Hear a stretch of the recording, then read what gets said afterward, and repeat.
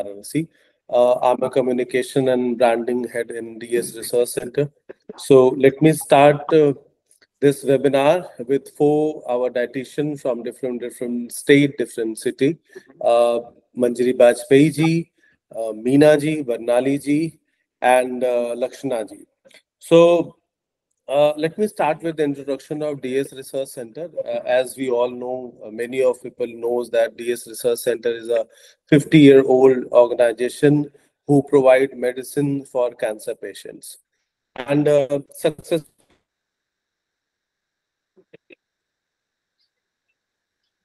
we are doing in Varanasi, Guwahati, Bangalore.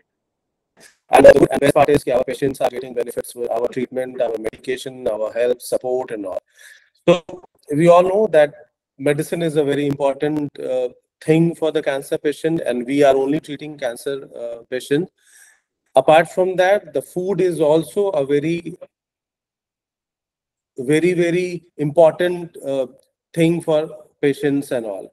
So this is a National Nutrition Month, and we are here to discuss about not only about the cancer patients, other things also like BP, sugar.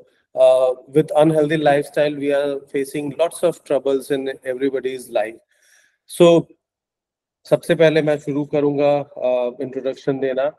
We have Manjari Bajpayee from Varanasi. Manjari ji is associated with DSSS Center for last 10 years, and the whole sum her experience is 25 years.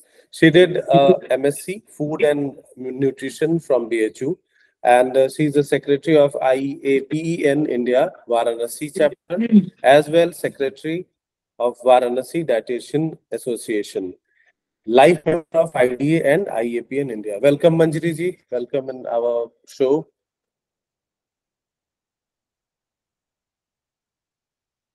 Our second guest is from Guwahati, Varnali Nandipur Sakhya ji. She completed MSc in Food and Nutrition from Assam Agriculture University. Attended various CME and participated in nutrition workshop. Worked in community level life member of NENDA, IAPN and NSI.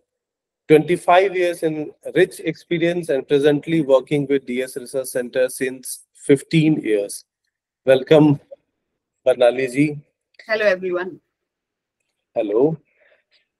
We have Lakshana Dilip Sawant ji from our Mumbai Center. She completed MSc Clinical Nutrition Diabetic and SNDT Women's University, and completed various certificate courses like human anatomy, physiology, community-based participatory action and research, physical fitness, weight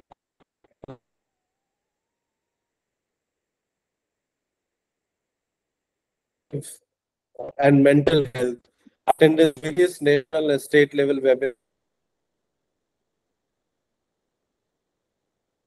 Current Research Center, Mumbai. Welcome.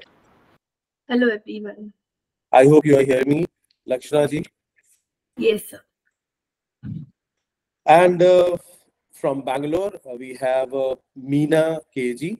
She did MPhil Food and Nutrition from Mother Teresa University. Kodai Kanal, certified onco-nutritionist, certificate diabetic educator, certified nutritionist, PG diploma in child nutrition, life member of IDA and IPN, 25 year of experience. So the good thing is that our three dietitians are more than 25-year experience. So I welcome you all. I hope everyone is hearing me. Yeah, thank you so much. Yes. Thank you. Okay, that's great. So, while treating patients, हम DS का जब भी हम cancer रोग के इलाज और उनको ठीक करने के लिए जाने जाते हैं, और इसमें एक बहुत इम्पोर्टेंट रोल प्ले किया है. Thousand and thousand patients had been cured. Usually people don't believe that the cure thing can be possible, but yes, we did it. As personally, I know so many patients in last 20 years. I'm also associated with this research center. So I knew so many patients who had been cured from here for last 15, 20, 25 years. Some are blood cancer patients, some are brain cancer patients, some are liver, lung. every kind of patients we have treated.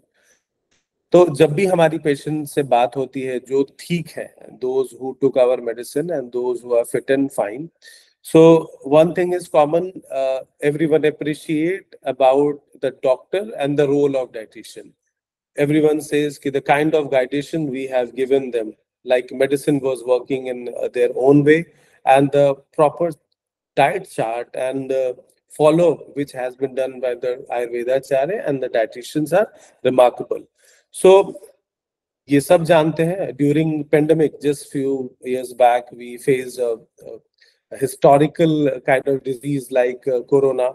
और उस समय सब घरों में बंद थे. We were all stuck in houses and the life was very tough. हमने सब आयुर्वेद और होम फूड से हमने चीजों को संभालना शुरू किया. बहुत कठिन दौर था, लेकिन उससे हम कहीं न कहीं से बाहर निकल के आए. But after COVID, there's a lots of problems still nowadays occurring, like patients are having cardiac arrest, increasing blood sugar, and BP patients are. There are so many patients are nowadays occurring in front of us. So ना सिर्फ cancer के लिए, but एक आम जनता में भी ये हुआ है कि हम जो डाइट लेना चाहते हैं या लेते हैं उसका क्या इम्पोर्टेंस है. सो कुछ सवाल जो कि हम लोग जब भी बाहर निकलते हैं, किसी से बातें होती हैं, तो we have some questions and मैं चाहूंगा कि सवालों के माध्यम से हमारी बहुत सारी चीजों के, हमारे सवालों के जवाब जो है वो मिले.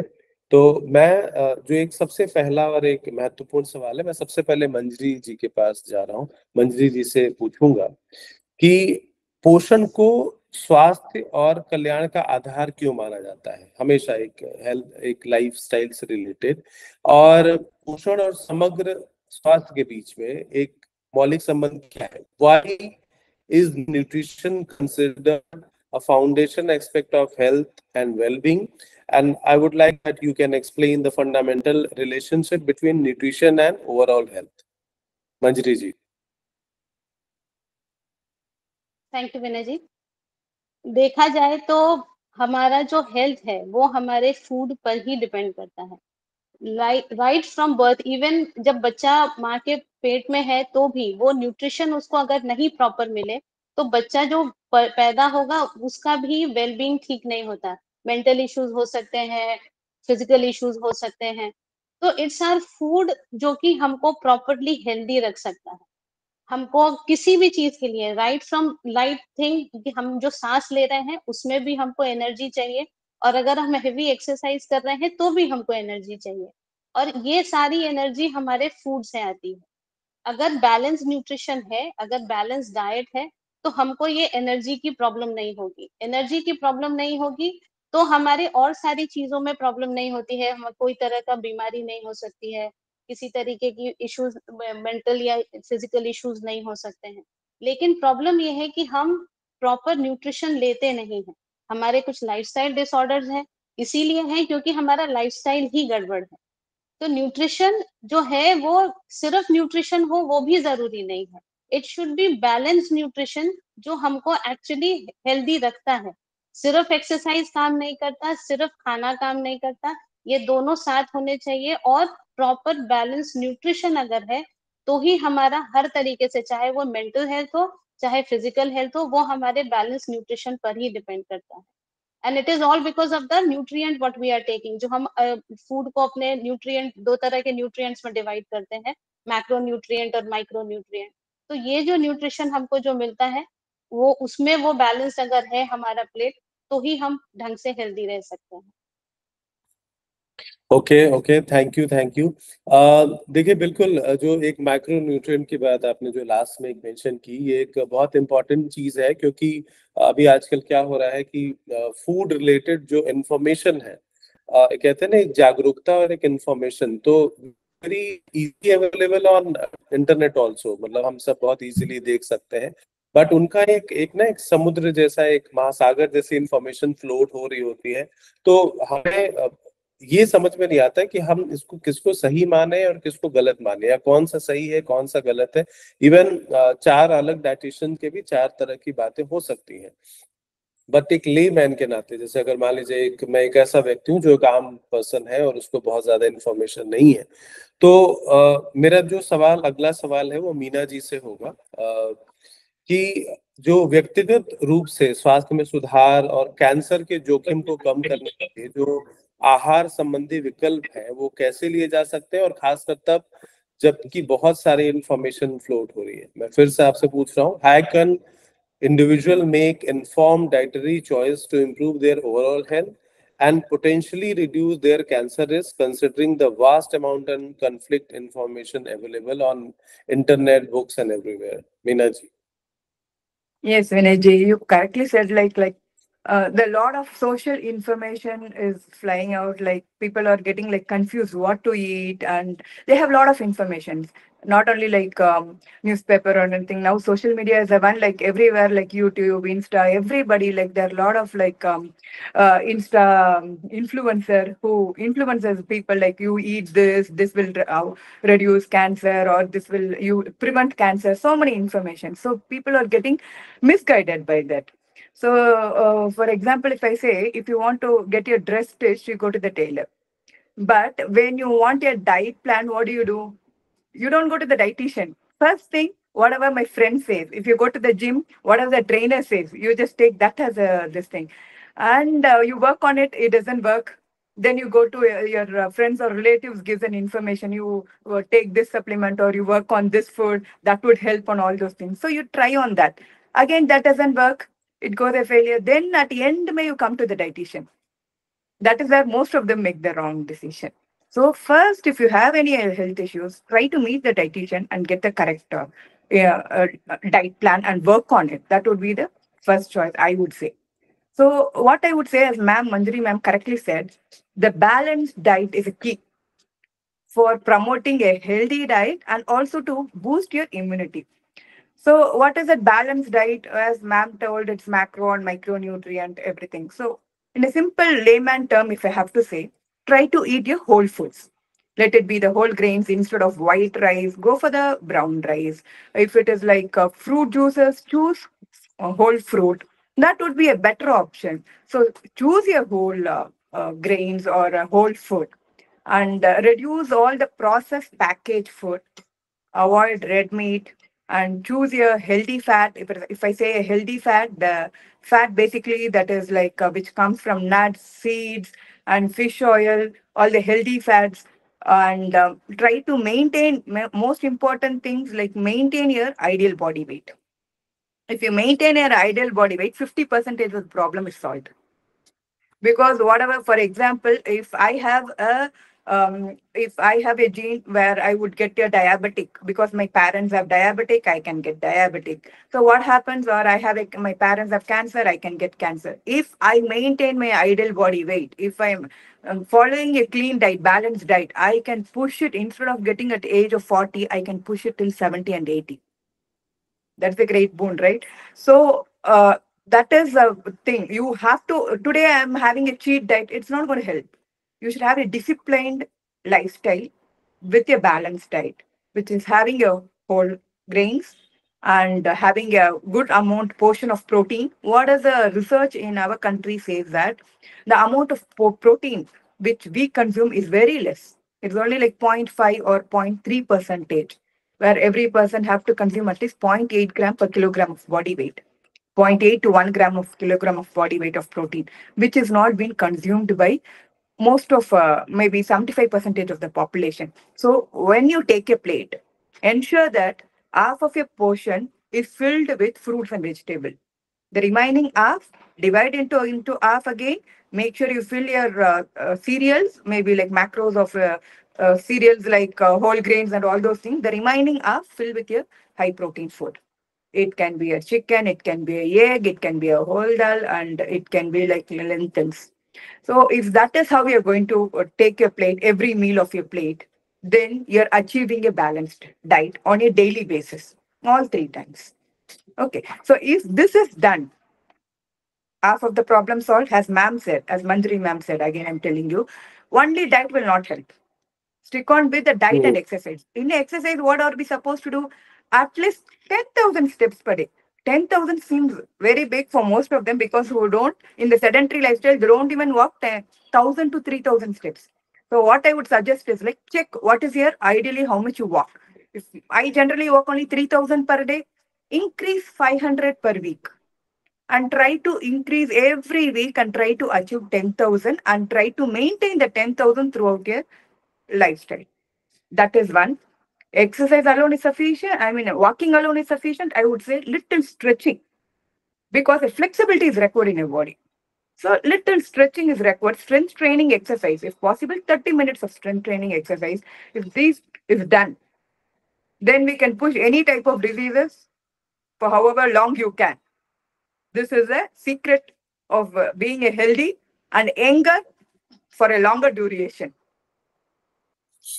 Thank you, Meena ji. Listening and discussing is a different thing, but when it comes to apply in our daily routine life, it's very tough for many people, and I can see it because जब हम आम जनता से मिलते हैं और हमारे अपनी, if we talk about our own organization, every day 10-15 people, if somebody is coming, so not only the patient, their relatives and other person also discuss about the other things. और ये बहुत मुश्किल है लोगों को हेल्दी रूटीन में ले जाना, और हम कितना भी नॉलेज दे दें, लेकिन फास्ट फूड कल्चर जो है वो बहुत ज्यादा बढ़ा हुआ है पूरी सोसाइटी में और हर जगह। कितनी भी चीजें कोशिश की जा रही हैं, लेकिन लोग संभलते नहीं है। हमारे पास इंफॉर्मेशन तो है कि दैट ये बुरा है या अच्छा है या फलाना, लेकिन आपने एक बहुत अच्छी चीज बताई कि जो एक स्मॉल हैबिट्स, उसको चीजों को एटॉमिक हैबिट्स शायद बोलते हैं। आई रेड समवेयर कि एवरी डेज लाइफ, नॉट कि एक दिन में आप अगर किसी को बोल दें कि ये फूड हैबिट आपको ये करना है तो वो शायद नहीं मानेगा, but small habits, atomic habits की ये एक चीज से शुरू करिए, फिर उसको 2 दिन करिए, फिर 3 दिन करिए, तो इससे काफी कुछ फर्क पड़ जाता है। और ऑब्वियसली फूड और एक्सरसाइज का तालमेल तो बहुत है, क्योंकि दुनिया भर के जो आपने इंस्टाग्राम की बात की, जो इन्फ्लुएंसर जो है उनके जो तमाम चीजें हमें देखने को मिलती है, उसमें ये फूड एंड एक्सरसाइज का कॉम्बो होता है। लेकिन जैसा कि हमने वही डिस्कस किया कि इसमें ये चुनना मुश्किल होता है कि कौन सही है कौन गलत है। वेल, मैं अभी फिर आता हूँ बरनाली जी के पास। बरनाली जी 25 साल का, जैसे हमने कहा कि आज 3 हमारे डाइटिशियन जो मोर देन 25 ईयर एक्सपीरियंस लेके बैठी हुई है। बरनाली जी, जो हमारा जो what are the key nutritional factors that play a role in maintaining a healthy immune system, because nowadays immune system is, if the strong, so everything will be vanish and you will be heal and hearty and all। आपको कोई disease होता है तो हर चीज में, not only cancer, हर चीज में हो रहा है। तो मैं ये जानना चाहता हूँ कि ऐसी कौन सी मेन जो पोषक तत्व हैं वो ये इम्पोर्टेंट रोल प्ले करते हैं। थैंक यू विनय जी, बहुत अच्छा क्वेश्चन है ये। तो हम लोग अपना इम्यून सिस्टम को कैसे अच्छा रखें, कैसे स्ट्रॉन्ग रखें। पहले तो जैसे मंजरी जी और मीना जी ने बताया है, बैलेंस डाइट वो बहुत इंपॉर्टेंट है। Healthy and balance diet. Balance diet ऐसे हम लोग जैसे 5 फूड ग्रुप्स जो है ना, वो डाइट में इंक्लूड करना पड़ेगा। जैसे सीरियल हो गया in the form of rice, फिर ब्रेड और रोटी, फिर आपका पल्सेस हो गया in the form of dals, variety of dals, beans वगैरह। फिर आपका मिल्क एंड मिल्क प्रोडक्ट्स हो गया in the form of curd, फिर रॉ मिल्क एंड पनीर। फिर आपका ऑयल हो गया, नट्स हो गया, घी हो गया, बटर हो गया। देन फ्रूट्स एंड वेजिटेबल्स, जैसे 2 servings of fruits and 3 servings of vegetables. तो डेली डाइट में ना ये सारे इंकॉर्पोरेट करना चाहिए, तो जाके एक बैलेंस डाइट होगा। जब हम लोग बैलेंस डाइट लेंगे ना एवरी डे, तो हम लोग का इम्यूनिटी जो बूस्टअप रहेगा। उसके साथ हम लोग देखेंगे कुछ न्यूट्रिएंट्स जो है ना ज्यादा करके ले, जैसे विटामिन सी हो गया, वो कहाँ मिलेगा? हम लोग को खट्टा फल में मिलेगा, जैसे ऑरेंजेस हो गया, लेमन हो गया, आंवला हो गया। देन विटामिन ए कहाँ मिलेगा? जैसे हम लोग का येलो फ्रूट्स एंड वेजिटेबल्स में मिलेगा, कैरेट हो गया, पपाया हो गया, फिर ऑरेंजेस हो गया। तो ये सब जैसा हम लोग ज्यादा कंज्यूम करेंगे तो हम लोग को एंटीऑक्सीडेंट्स मिलेगा। एंटीऑक्सीडेंट्स क्या करता है? डिजीज फाइटिंग कैपेसिटी को बॉडी में जो है ना उसको बढ़ाता है, तो बॉडी का डिफेंस मैकेनिज्म जो है ना वो अच्छा रहता है। तो होने से क्या होता है? तो हम लोग को डिजीज फाइटिंग कैपेसिटी बढ़ जाता है। और फिर विटामिन ई, फिर विटामिन डी, डी कहाँ से मिलेगा? एग से मिलेगा, मशरूम से मिलेगा। फिर हम लोग को ढेर सारा प्रोटीन लेना है, जैसे बीना जी ने कहा है, प्रोटीन हम लोग इन द फॉर्म ऑफ पोल्ट्री जैसे लीन मीट, एग्स, मशरूम्स, ये सब से प्रोटीन मिलेगा हम लोग को। तो ये सारा जैसे डाइट में ज्यादा लेना पड़ेगा तो इम्यूनिटी जो है ना बूस्ट अप रहेगा। प्रोटीन जो है ना सेल को हम लोग का जो सेल होता है ना, सेल डिफेंस में हेल्प करता है और मैन्युफैक्चरिंग में हेल्प करता है। सो ढेर सारा प्रोटीन लेना है, पहले तो बैलेंस डाइट और उसके बाद ये सारा न्यूट्रिएंट्स ज्यादा लेना है। Thank you. Okay, thank you. बहुत अच्छी बात आपने बताई। जैसे कि आजकल इन जनरल जब मैंने बार बार कहता हूँ कि ना सिर्फ कैंसर रोगियों की बट एक आम जनता की बात या एक आम जन की बात को हम लोग हमेशा उठाना चाहिए। तो आजकल एक आम जनता में जैसे कि अगर कोई नॉनवेज नहीं ले रहा है तो उसको प्रोटीन डिफिशिएंसी थोड़ी हो जाती है, क्योंकि प्रोटीन के बहुत लिमिटेड सोर्सेस हो जाते हैं। B12 की कमी हो रही है लोगों में, विटामिन डी हम क्योंकि सन एक्सपोजर नहीं हो रहा है उसकी वजह से ये प्रॉब्लम्स हो रही हैं। बहुत सारे छोटी छोटी चीजें हैं जिसकी वजह से हमारी समस्याएं बढ़ रही हैं। इसी बीच में एक चीज जैसे कि कुछ बीमारियां हुई चली गई, some disease just occur and then go. Doctors, medicine, everything is available. Some people go from allopathy, some go for Ayurvedic and all. But still, there is one more problem, which is some chronic diseases like heart diseases, मधुमेह है, cancer, इन सब तरह की जो बीमारी हैं। तो मैं मंजरी से बात करना चाहता हूँ कि can you describe the role of nutrition, the prevention and management of chronic diseases? How can it influence condition like heart disease, diabetes, and cancer?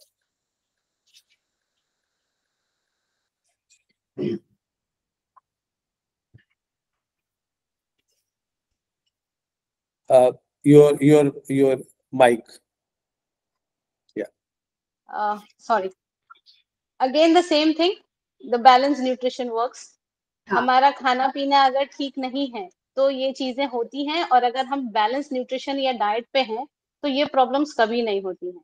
तो हमारा lifestyle, proper management of your lifestyle, मतलब आप किस time पर खाना खा रहे हैं। जैसे अभी कल भी हम लोगों ने एक डाइटिशियन मीट किया था, उसमें भी यही बात हम लोग कर रहे थे कि अगर हम टाइम पर खा नहीं रहे हैं, वो जो एसिडिटी की जो प्रॉब्लम हो रही है वो बहुत ज्यादा इन चीजों को बढ़ा रही है।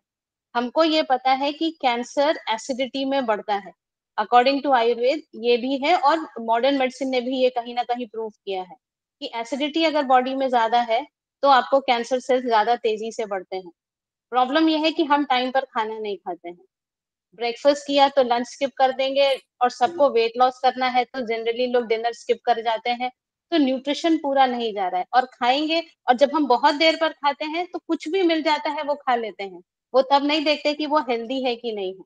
कभी समोसा खा लिया, कहीं सैंडविचेस खा लिए, कुछ नहीं तो पिज्जा ऑर्डर कर दिया, और सब कुछ आजकल फोन पर है, तो जब भूख लगी तो कुछ ऑर्डर कर दिया। हम खाना बनाना नहीं चाहते हैं, घर का खाना हम नहीं खाते हैं। घर में हम अगर बनाए तो हम 2 चम्मच तेल में हम बहुत अच्छा न्यूट्रिशियस और फ्लेवरफुल खाना बना सकते हैं, पर वो हम करना नहीं चाहते हैं। तो हम फिर ऑर्डर करके बाहर से खाना मंगाते हैं, and this is leading to this kind of diseases. Heart problem इसीलिए हो रही है क्योंकि ट्रांस फैट बहुत ज्यादा हो रहा है बॉडी में। और ट्रांस फैट क्यों नहीं होगा? हम बाहर का समोसा खा रहे हैं, वो वही बार बार का यूज हुआ तेल है, उसी में समोसा बन रहा है, उसी में पकौड़ी बन रही है, वो ही हम खा रहे हैं। तो वो जो सैचुरेटेड फैट या ट्रांस फैट की बात है वो वहीं से आ रही है। Similar is with the case of cancer या हाइपरटेंशन। ऊपर से लाइफस्टाइल ठीक नहीं है तो आपको टेंशन हर चीज की है, वो हाइपरटेंशन लीड कर रहा है। तो अगर हम अपना, ये सिर्फ न्यूट्रिशन नहीं है, it's along with your lifestyle. अगर हम बैलेंस डाइट पर नहीं है तो ये प्रॉब्लम होगी। और एक बार अगर हम वो चीज समझ लें कि हमको किस टाइम पर उठना है और किस टाइम पर अपना खाना लेना है, तो फिर अपने आप चीजें रेगुलेट हो जाती है। 2 दिन करने की बात होती है, तीसरे दिन आप अपने आप ठीक हो जाते हैं, and then you will never have such kind of diseases, touch wood. Thank you Manjari ji. देखिए, ये सारी चीजें मैंने फिर कहा कि हम लोग जो डिस्कशन और चीजें तो बहुत अच्छी लगती है, लेकिन उनका पालन करने में बड़ी मुश्किलात होती है लोगों को। क्योंकि हम डीएस में हमारा जो मोटो है वो कैंसर पेशेंट्स की ही सेवा करना है, और हम सिर्फ कैंसर पेशेंट को ही ट्रीट करते हैं अपने डीएस में। तो मैं लक्षणा जी के पास जाना चाहता हूँ, मैं लक्षणा जी से पूछना चाहता हूँ, मेरे पास इनके लिए 2 सवाल है कि what's the role does nutrition play in cancer prevention में? जो हमारे न्यूट्रिशन का जो पार्ट है वो किस तरह से है, और खाद्य पदार्थों से इलाज के दौरान या उसके बाद या उसके पहले कैसे कैंसर से बचा जा सकता है, होने के बाद कैसे ठीक रखा जा सकता है, और लंबे समय तक कैसे उसको दूर रखा जा सकता है? Thank you for the question Vinay ji. So nutrition जो है वो बहुत बड़ा रोल प्ले करता है, जैसे मंजरी मैम ने कहा, मीना मैम ने और बरनानी मैम ने कहा है। तो जैसे कि देखो, वो इम्यून सिस्टम को बढ़ाने में मदद करता है, फिर सेल्यूलर हेल्थ जो होता है, राइट, तो उसको जो है वो अच्छे से रखता है। कैंसर में क्या होता है ना, सेल डैमेज बहुत होता है, तो न्यूट्रिएंट्स जैसे विटामिन, मिनरल्स और एंटीऑक्सीडेंट्स ये जो होता है ना, वो सेल्स को प्रोटेक्ट करने में मदद करता है। और सेल्यूलर डैमेज किस वजह से होता है, तो वो फ्री रेडिकल्स के वजह से होता है। और ये फ्री रेडिकल्स कहाँ से आते हैं, तो बॉडी में ना बेसिकली इन्फ्लेमेशन होता है जब कैंसर होता है, तो इन्फ्लेमेशन के वजह से जो है वो फ्री रेडिकल्स रिलीज होते हैं। तो वो जो बैलेंस डाइट है, विटामिन सी रिच फूड्स है, अलग अलग एंटीऑक्सीडेंट्स है, वो इन्फ्लेमेशन को कम करने के लिए बेसिकली मदद करते हैं। और हम डाइटरी फूड्स और कौन से ऐड कर सकते हैं जिससे हमें कैंसर से मतलब प्रिवेंशन होगा, तो वो है प्लांट बेस्ड डाइट। तो अलग रिसर्चर्स ने ऐसे मतलब प्रूव किया है कि plant based diet which includes fruits, vegetables, whole grains and legumes, it is associated with reduce risk of cancer, because उसमें से इसेंशियल न्यूट्रिएंट्स और एंटीऑक्सीडेंट्स जो है वो मिलते हैं। फिर हम मेडिटेरियन डाइट भी फॉलो कर सकते हैं, जिसमें क्या होता है, it basically focuses on olive oil, nuts, fatty fishes, plenty of fruits and vegetables. So इसमें भी देखा जाए तो हेल्दी फैट्स है, अलग अलग एंटीऑक्सीडेंट्स भी मिलेंगे, तो वो एक प्रकार का डाइट हम इंक्लूड कर सकते हैं। फिर हमें हाई फाइबर फूड्स जो है वो इंक्लूड करना चाहिए हमारे डाइट में, जो कि प्रेजेंट है होल ग्रेन्स में, लेग्यूम्स में, अलग अलग फ्रूट्स एंड वेजिटेबल्स में। इससे क्या होता है, हमारा जो डाइजेस्टिव हेल्थ है वो अच्छे से रहता है, और हमारा जो बॉवल मूवमेंट है वो रेगुलर होता है। तो इससे बेसिकली कोलोरेक्टल कैंसर जो है वो प्रिवेंट होने में मदद हो सकता है। फिर हमें हेल्दी फैट्स इंक्लूड करना चाहिए हमारे डाइट में, मेजरली ओमेगा 3 फैटी एसिड्स। तो उसके सोर्सेज जो है वो फ्लेक्सीड हुआ, वॉलनट हुआ, fatty fishes, these are the sources of omega 3 fatty acids, तो which helps in reducing the inflammation। और फिर हमें प्रोसेस्ड फूड को भी लिमिट करना चाहिए, जैसे कि बरनाली मैम ने कहा, मंजरी जी ने कहा कि जो प्रोसेस्ड फूड है वो it is only of calories और no other nutrient is present into it, because वो बहुत हाईली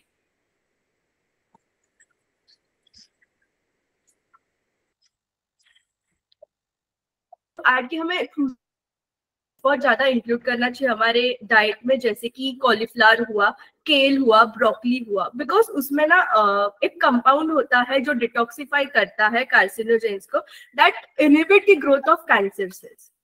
सो ये सारी चीजें अगर आप इंक्लूड करोगे तो हम कैंसर से प्रिवेंट कर सकते हैं।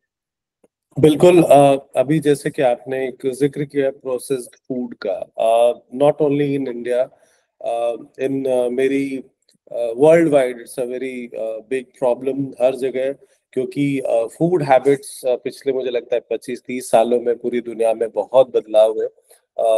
पहले जैसे गांव में रहना, और ताजी हवा, ताजे फ्रूट्स, ताजी सब कुछ सामने सामने जो मिलते थे चीजें खाना, इवन फिश ताजी लेना या चीजें, बाद में एक कल्चर आ गया मॉल कल्चर, और चीजें अब हर जगह अवेलेबल होने लगी, फ्रीज करके और तमाम उसको प्रोसेस्ड करके पूरी दुनिया में अब बेचा जाता है। और न सिर्फ बड़े अमेरिका, ऑस्ट्रेलिया जैसे बड़े देश, इंडिया और बांग्लादेश जैसे भी छोटे देश भी उससे बहुत सफर करते हैं, और छोटे शहरों में भी ये काफी प्रॉब्लम अब आने लगी है।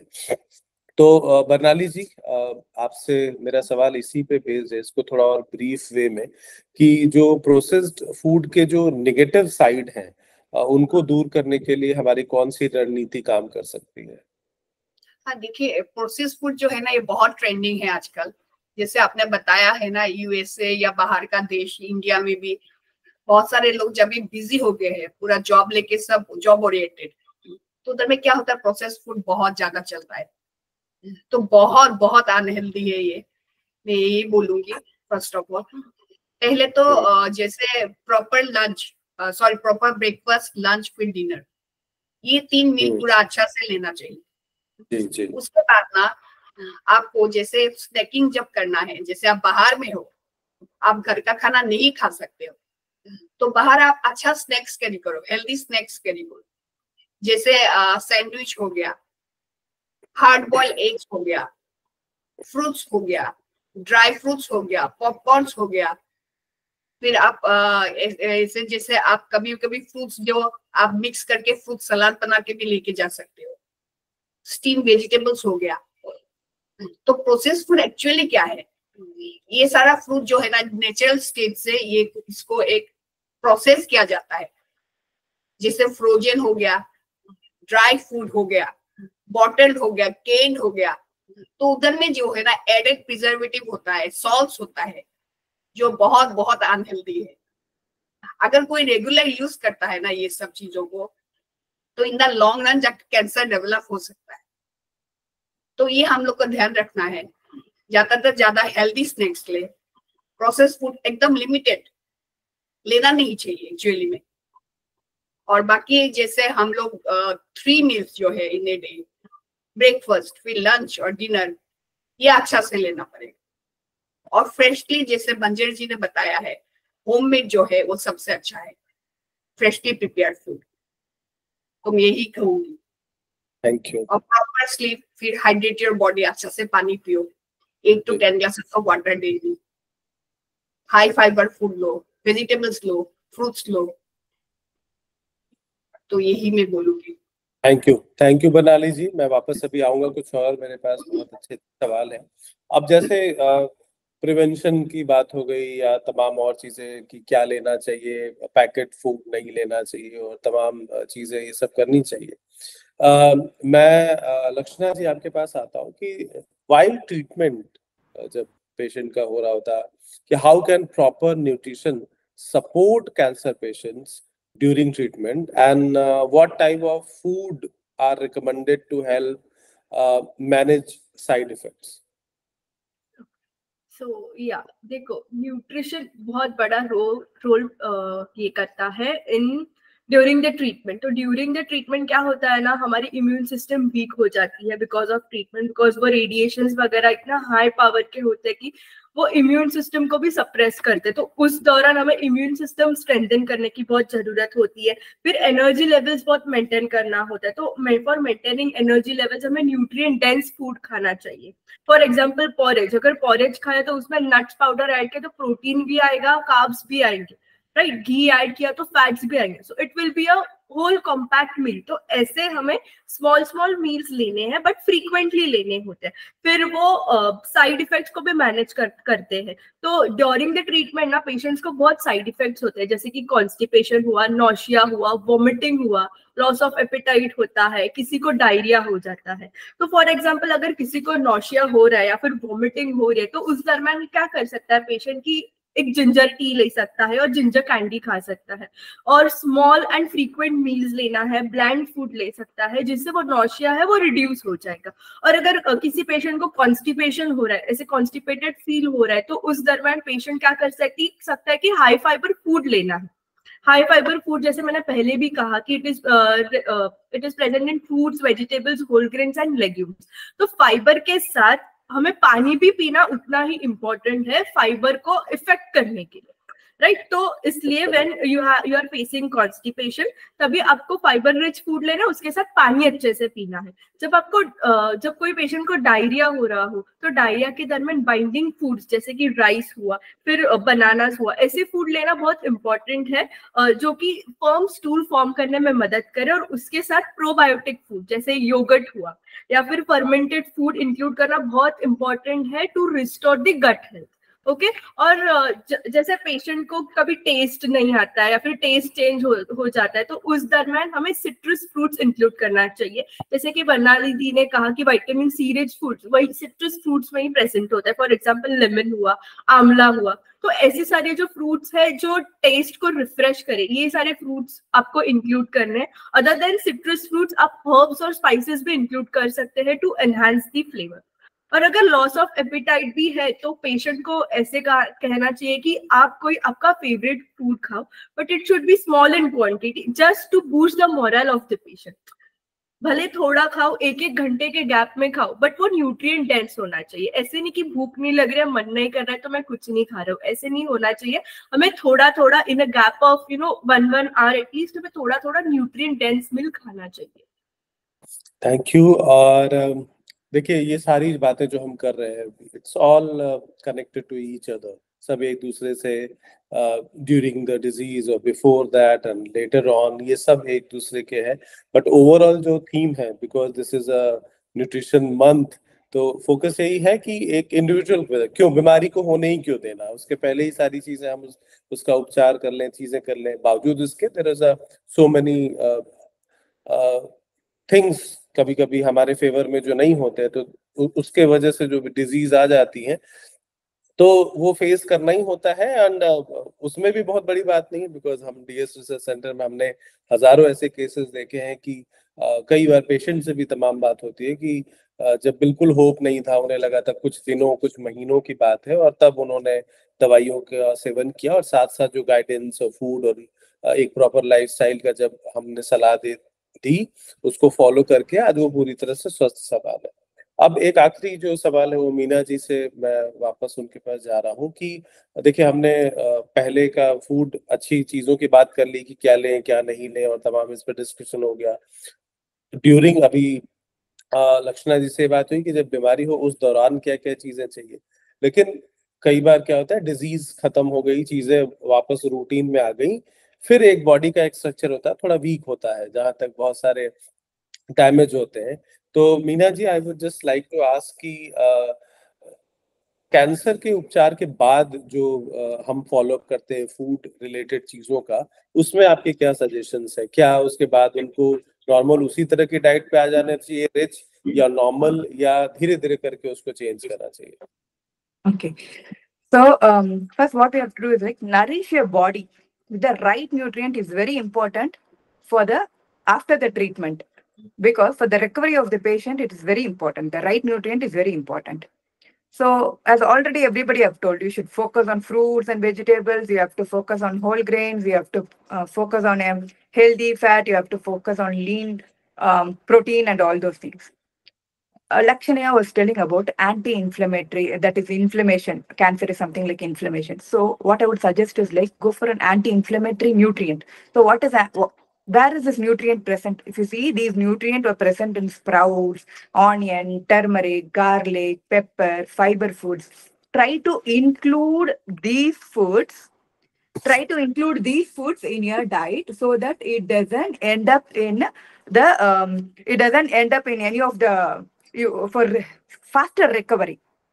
Okay, so when I say, like, for example, these when you include antioxidants, you are speaking about antioxidant foods. So what are these antioxidant foods? These are present in fruits and vegetables. Where are these fruits and vegetables? What type of antioxidants are present? It is all rich. All the fruits and vegetables are rich in antioxidant. It can be like cranberries, strawberries, figs, oranges, mangoes. We can keep on telling all the fruits and the simple things. What I would say is like the rainbow colors. The more the rainbow colors, you have to just remember on a layman term. If your plate, fill your plate with the rainbow colors. The more the color, more the antioxidant. The darker the color and brighter the color, more the antioxidant. There's a simple layman term method for us to understand what the plate actually contains. So if you're going to take a plate and fill your plate with this antioxidant and anti-nutrient meals on your plate, then the recovery is pretty faster. Is it sufficient? No. You have to hydrate yourself. As Barnali ma'am said, you have to hydrate yourself. Why hydration is important? Because water supports your body for healing process. which is very important. During the treatment, there may also be you may not be having dehydration too. So only when you keep hydrating yourself better, you will start the healing process would be better. And next is the protein.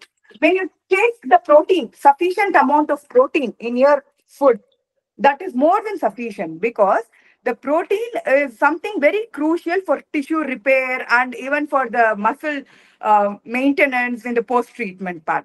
So try to include a good amount of portion of protein in your diet. And as Lakshmi already said, like you will feel after your treatment also, no, you will have certain symptoms like post-treatment symptoms. It can be nausea, it can be like loose motion, it can be constipation. You should try to follow all the small tips which was told by Lakshanya. That would actually help. Apart from that, is it sufficient? No. Avoid all the processed packaged food. Avoid sugary foods, which is very, very important, because most of the patient after the post treatment, what they think, I am done. I am right now, I don't have cancer. It would not come back. They go back to the normal diet. Don't do that. Try to like include all these things. Avoid the processed food, avoid the sugary foods. What I would say is, like as ma'am said, like now it has become the fast world and people are very busy. They cannot cook and all those things. Even if you cannot cook your food, I would say when you go to the grocery stall, make sure you read the food labels, which is very important, because nowadays we don't do it. The study says that we generally ignore the thing or we don't understand it. The first three ingredients, whatever is put in the label, is very important. If they have put refined sugar, or if they have added palm oil, or if they have added refined flour, in the first three is what you're going to eat. For example, you're taking a biscuit packet. The first three ingredients, you need to look into it. If it contains any of these three, 100% sure that it is unhealthy. Avoid that. So look into the first three ingredients. Next thing, what you should see in the ingredient list, if it has got more lines, then it is more of preservatives added, more of things added, it is more processed. Try to avoid that. So try to read your food label. Next to that, serving size they put. In serving size, what do? They say like you have, this is 20 gram is what is provided. Generally, we'll think this is what is a calorie. It is generally to mislead or not understand this properly. That is one serving, a person sits and eat at one time. Generally, we eat more than what they have put in this paper. So think about it before purchasing. When you look into the product, see whether, try to read your label properly. And they may also mislead by claiming that a high fiber food, no trans fat acid, as ma'am said, trans fat acid. So these are the one. These trans fat acid are nothing but these are fat which has been synthesized in the laboratory, which cannot be digested by our digestive system. If this cannot be digested by our digestive system, then what it would happen? It gets deposited in the blood vessels and blocks the our blood vessels. Thereby, the block occurs. That is where the heart diseases, all those things keep increasing. So, if you read the label properly, if you could avoid also, because this is all marketing gimmicks, which says that like it is like high fiber, dietary fiber. If you look into it, there will be only 0.4% of dietary fiber of the whatever packet you're going to consume. So if you're very clear of what you're taking and all those things, then you can, the post-treatment of the cancer, it is going to be like, you can recover very fast. That is very clear. Apart from that, your body will say, it will, so listen to your body, be gentle with it. It will yourself, so you can recover so fast. This is what is a Thank you, post-treatment. Meena ji. At last, आपने वो keyword दे दिया, listen to your body. Body is a temple, और लोग उसको ख्याल नहीं होते हैं. मैंने बहुत पहले किसी से सुना था कि शरीर एक मंदिर है और आप उसमें जो कुछ भी फूल माला चढ़ाएंगे वो वैसा ही बन जाएगा. But unfortunately most of the people knows about it but still ignore it. Thank you all, because आज काफी सारे हमारे जो चार हमारे डायटिशियन जो अलग अलग जगहों से हमारे साथ आज जुड़े रहे, उसमें बहुत सारी बातें हुई. बिफोर कैसे प्रिवेंशन करें, फूड प्रोसेस के बारे में, वाटर इनटेक के बारे में, protein, vitamin D, vitamin, calciums and all. काफी ब्रीफ में बात हुई. आप लोगों ने बहुत ही इंटरैक्टिव तरीके से मुझे खासकर बरनाली जी और मंजरी जी, मीना जी और लक्षणा जी, सबने अपनी अपनी तरफ से बहुत अच्छे इनपुट्स दिए। आई होप कि जो कुछ भी इस वीडियो को later on those people who will see that, वो इससे बहुत एक इंफॉर्मेटिव चीजें जाएंगी। और ये सिर्फ एक कोशिश होती है बार बार करते रहने की, इसको रिपीटेटिव मोड में, जैसे एटॉमिक हैबिट्स के बारे में भी हम बात कर रहे थे, सेम वैसे ही कि ये एक दिन के डिस्कशन से नहीं, और हम हमेशा आते रहते हैं। एवरीवन नोज कि डीएस रिसर्च सेंटर अपने प्लेटफॉर्म पे अलग अलग मुद्दों पे, अलग अलग टॉपिक्स पे डॉक्टर्स, डाइटिशियन की अलग अलग टीम के साथ हमेशा आते रहते हैं। और आज भी आप लोगों ने बहुत ही अच्छी information the. Thank you all, thanks for joining me, thank you Thank you so much. Thank you so much. Thank you, Vinay ji. Bye all.